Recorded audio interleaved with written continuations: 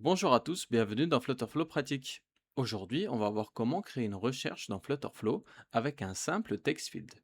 L'idée est très simple, on a une liste de produits dans Supabase et dans notre application Flutterflow, on veut permettre à l'utilisateur de taper un mot-clé pour retrouver rapidement un produit.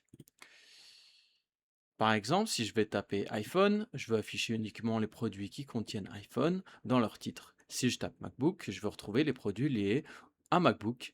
Et si le champ est vide, on affichera simplement tous les produits. Pour ce tutoriel, on part d'une page Flutterflow complètement vide. Ici, j'ai mes produits rentrés dans Supabase, environ une cinquantaine. Et après ça, on va construire l'interface dans Flutterflow avec un text field et une liste de résultats. On a déjà une colonne. Dans notre app bar, un titre. Je vais laisser field text field. Je vais mettre un petit titre, rechercher un produit. Et ce qui va nous intéresser ici, ça va être le text field. Je vais centrer un peu le tout.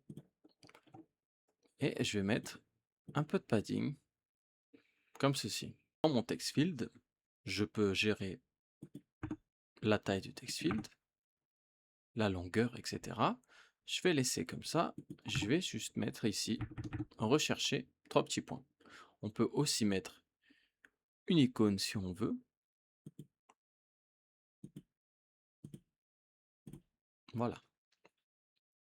Donc c'est ce champ qui va permettre à l'utilisateur de taper sa recherche. Ensuite, je vais ajouter une list view.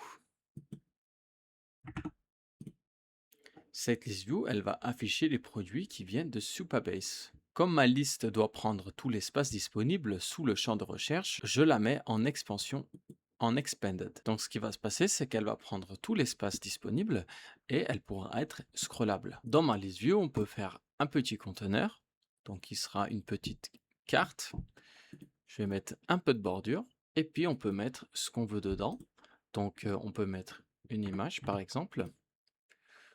On peut mettre une colonne avec comme ceci. Et puis ensuite, on peut aligner ça. On peut régler la taille de l'image. Une fois que vos réglages choisis vous vont, on peut continuer. Donc maintenant, on va avoir besoin d'une variable de page. Donc je vais venir cliquer sur mon top ici, venir dans mes local page state variables et je vais ajouter une variable. Alors cette variable, elle va simplement servir à stocker ce que l'utilisateur tape dans le text field. On va l'appeler search text et on va la mettre en string. Donc ici, on va stocker du texte et on va laisser la valeur vide et on va la mettre nullable. Donc au début, quand l'utilisateur n'a rien encore tapé, search text, il va être vide. Et quand il tape quelque chose, on va mettre à jour cette variable. Ensuite, une fois qu'on a cette variable, on va venir cliquer dans mon text field et je vais rajouter une action dessus. Donc on a plusieurs actions. On a onSubmit, onChange et onFocusChange. Donc onSubmit, c'est quand on envoie. OnChange, c'est quand quelque chose change dans le texte. Et sinon, c'est le focus qui a changé. Ce qui vraiment nous intéresse généralement, c'est les deux premiers. Ici, nous, on va travailler avec onChange.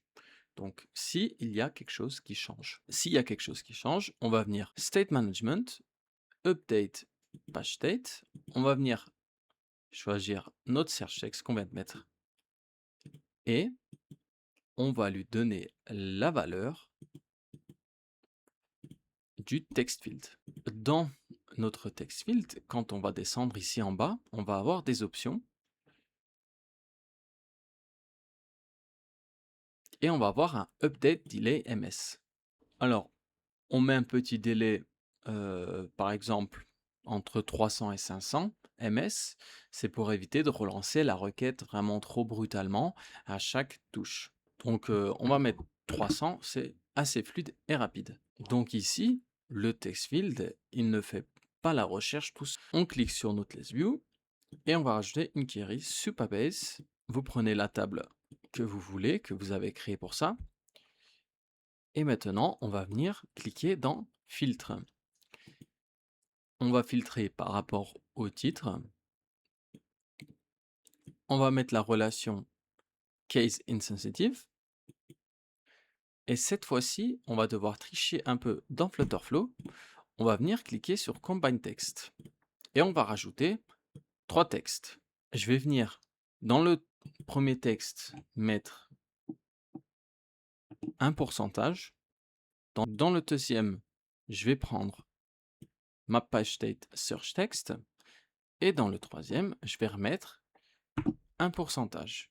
Alors, la petite explication, I like, donc avec case sensitive, le symbole pourcentage, il veut dire n'importe quel texte. Le premier, il veut dire, il peut y avoir du texte avant le mot. Le deuxième veut dire, il peut y avoir du texte après le mot. Donc pourcentage iPhone pourcentage, ça veut dire trouve-moi tous les produits dont le titre contient le mot iPhone, peu importe où il se trouve dans le titre.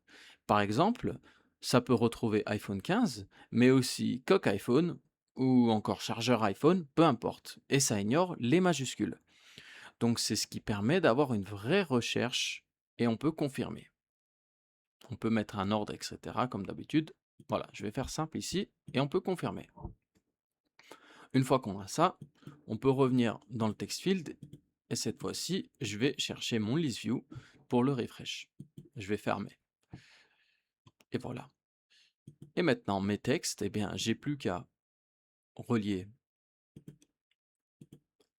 avec la sortie de la list view et je peux mettre les catégories, les titres, les prix avec quelque chose par défaut ici. L'image, je peux faire pareil. On peut prendre une image par défaut ici. Donc, on va prendre image URL. On va mettre là. Et si il y a une erreur, eh bien, on affichera ça. Tout simplement. Donc, me voilà dans mon app test. Donc là, on peut voir qu'on a tous nos produits. Maintenant, je vais chercher peu importe quel produit. Là, on a des Mac. Je vais commencer à taper Mac. Et là, eh bien, il m'affiche tout ce qui commence par, ou tout ce qui contient par MAC. Donc on a 2 MacBooks et on a machine à café. Les images correspondent pas, c'est pas grave, c'est juste pour montrer l'exemple. Je vais afficher tout ce qui contient IP. Donc on a iPhone, mais on a aussi Philips avec IP ici. Si je mets 15, eh bien on aura 15. Qu'est-ce qu'on a d'autre? Je mets webcam. En tout cas, vous avez compris le principe. On peut chercher tout ce qu'on veut. Trottinette, je peux mettre trot, et ça marche plutôt bien. C'est très rapide. Et puis, ben, on peut filtrer comme ça. Ensuite, eh bien, on peut mettre une action pour ouvrir la bonne carte, etc., etc. En tout cas, ici, le but, c'était de montrer comment on recherchait avec Supabase et un text field simplement. Donc voilà, si ça vous a plu, si des tutos comme ça vous intéressent encore, écrivez-les en commentaire. Dès que j'ai le temps, je fais une vidéo, je vous explique comment faire. Merci en tout cas d'avoir regardé cette petite vidéo et je vous dis à bientôt.